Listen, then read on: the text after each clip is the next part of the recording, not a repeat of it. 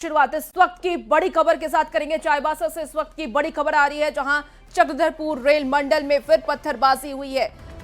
तपस्विनी express पर पथराव हुआ है। सेकंड एसी कोच के शीशे टूटे हैं। किसी यात्री को चोट नहीं लगी है। बड़ी खबर आपको इस वक्त चाईबासा से बता रहे हैं। उड़ीसा के कुलुंगा के पास पथराव हुआ है और इस क्षेत्र में पहले भी कई बार ट्रेन पर पत्थरबाजी की घटना सामने आ चुकी है। ज्यादा जानकारी के साथ न्यूज 18 संवाददाता रुपेश प्रधान इस वक्त हमारे साथ फोन लाइन पर जुड़ गए हैं। रुपेश, चाईबासा के चक्रधरपुर रेल मंडल पर फिर से पत्थरबाजी हुई है, क्या कुछ जानकारी है? कितने लोगों ने पत्थरबाजी की है? जी, ये कितने लोगों ने पत्थरबाजी की है ये तो अभी स्पष्ट नहीं हुआ है, लेकिन इस क्षेत्र में पत्थरबाजी की घटनाएं पिछले 1 महीने में घटी थी। लास्ट इस क्षेत्र में जो पत्थरबाजी की घटना हुई थी वो 14 जून को हुई थी और राउरकेला और राजगंगपुर के बीच जो स्टेशन है कलुंगा और आसपास, इन्हीं क्षेत्रों में ही पत्थरबाजी की अधिक घटनाएं सामने आई है।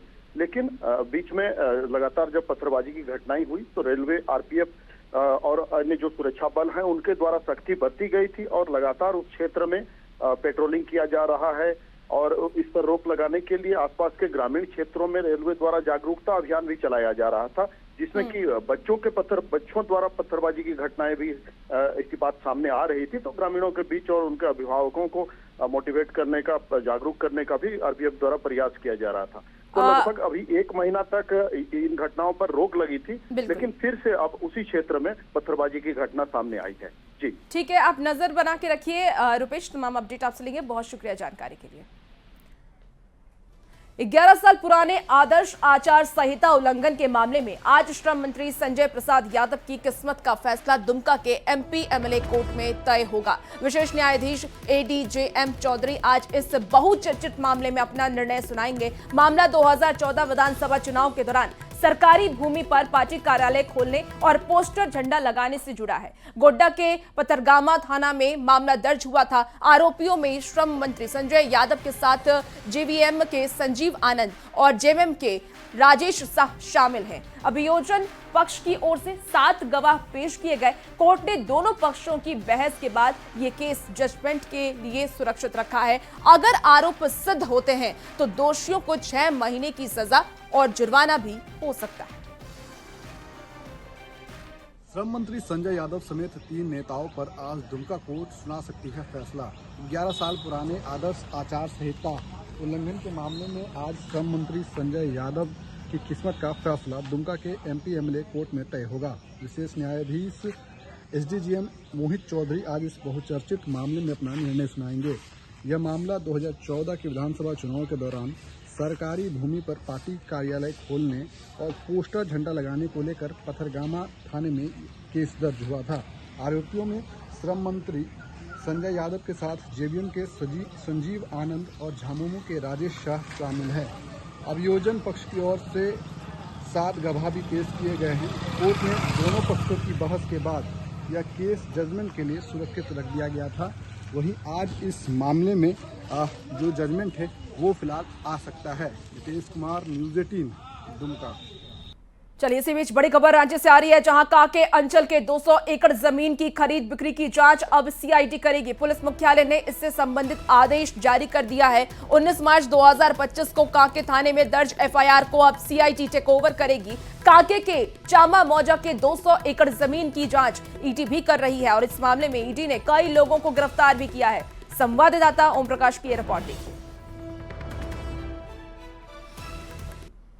कांके अंचल के 200 एकड़ जमीन की जांच जो है वो सीआईडी करेगी। इसे लेकर पुलिस मुख्यालय के द्वारा आदेश जो है वो जारी किया गया है। खासतौर से बता दें कि चामा मौजा में 200 एकड़ की जमीन का फर्जीवाड़ा हुआ था और इसे लेकर कांके थाने में शिकायत दर्ज कराई गई थी और उसी शिकायत को अब जो है वो सीआईडी टेक ओवर करेगी। इसे लेकर पुलिस मुख्यालय के द्वारा आदेश जारी किया गया है। बता दें कि चामा मौजा में जो जमीन के फर्जीवाड़े का मामला सामने आया था उसमें कहीं ना कहीं जो एनआईसी और जो ब्लॉक के कर्मी हैं उनकी मिलीभगत जो है वो सामने आई थी और इसी मामले की इन्वेस्टिगेशन को लेकर सीआईडी अब इस मामले की जांच करेगी। बता दें कि कांके अंचल में गड़बड़ी जो जमीन के फर्जीवाड़े का मामला है उस मामले की जांच जो है वो ईडी भी कर चुकी है और इस मामले में कई लोगों को गिरफ्तार भी किया गया था। हालांकि ईडी की जांच अभी भी जारी है। वहीं दूसरी तरफ अब इस केस को सीआईडी टेक ओवर करेगी तो कहा जा सकता है इस केस में अब नया मोड़ जो है वो देखने को मिल सकता है। कैमरामैन संत के साथ ओम प्रकाश, न्यूज़ 18 रांची। खबर अब राजधानी रांची से है, जहां 150 साल पुराने शिव मंदिर को स्थानीय लोगों और हिंदू संगठनों ने तोड़ने से बचाया है। हिंद पीढ़ी शिवाजी चौक के दूसरे लेन में प्राचीन शिव मंदिर है। जिस जमीन पर यह शिव मंदिर है उसके मालिक इसे तुड़वा रहे थे। सूचना मिलते ही स्थानीय लोग और हिंदू संगठन के लोग वहां पर इकट्ठा हो गए। प्रशासन को इस बात की जानकारी दी। लोगों ने जमीन के मालिक से इसके बारे में बात की और ये कहा कि इस मंदिर से उनकी आस्था जुड़ी हुई है। लोगों के भारी विरोध के बाद जमीन मालिक ने फिलहाल कंस्ट्रक्शन के काम को रोक दिया है। जमशेदपुर के टाटानगर रेलवे स्टेशन के पास से अतिक्रमण हटाया गया। रेलवे इंजीनियरिंग विभाग और आरपीएफ जेसीबी से एक एक कर कुल 12 कच्चे मकानों को तोड़ा गया। तोड़ने से पहले रेलवे की ओर से जमीन खाली करने का नोटिस भी दिया गया था। उसके बाद भी लोग जमीन खाली नहीं कर रहे थे। कुल 4000 वर्ग मीटर जमीन से अतिक्रमण हटाया गया।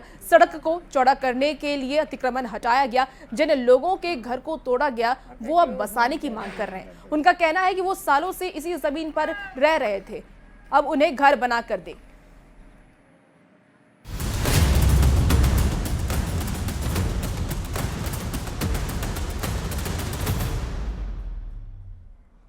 चलिए बात अब मौसम की कर लेते हैं। तो लगातार हो रही बारिश ने जनजीवन को बुरी तरीके से प्रभावित किया है। शहर के कई इलाके जलमग्न हो गए हैं।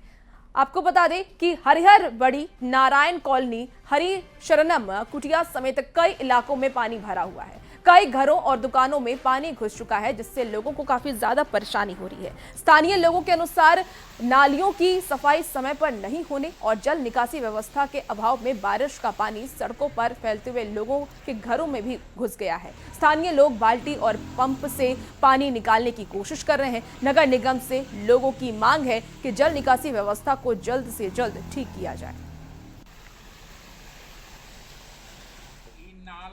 रोड जो बनाया गया है वो गलत तरीके से बनाया गया है, जिस कारण से पानी घर में घुस रहा है। इसके पहले भी 2-3 बार आया। हम रिपोर्ट भी लिखे हैं, म्यूनिसिपैलिटी में दरखास्त भी दिए हैं। देवघर कुंडा मोड़ से जो पानी आता है सारा पानी यही गली में आता है, तो हम लोग का घर भी पानी घुस गया और बहुत दिक्कत होता है। इधर निकासी पानी का नहीं, बंद कर दिया गया है नाला उधर से, तो वही हम लोग चाहते हैं कि नाला हम लोग का फिर से खोल दिया जाए।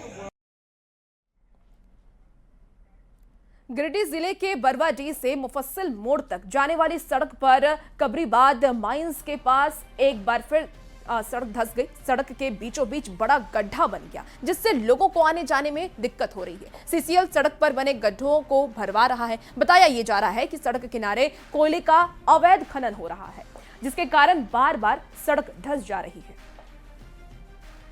तो देखिए गिरिडीह से आपको ये तस्वीर दिखा रहे हैं। तस्वीरें आप देख करके आप समझ सकते हैं लोगों की परेशानी को। बीच सड़क पर ये गड्ढा हो गया, सड़कों पर दरार आ गई है, लोगों को आने जाने में काफी ज्यादा परेशानी हो रही है। निर्देश दे दिया गया है आउटसोर्सिंग से वो भी गिरा के और उसका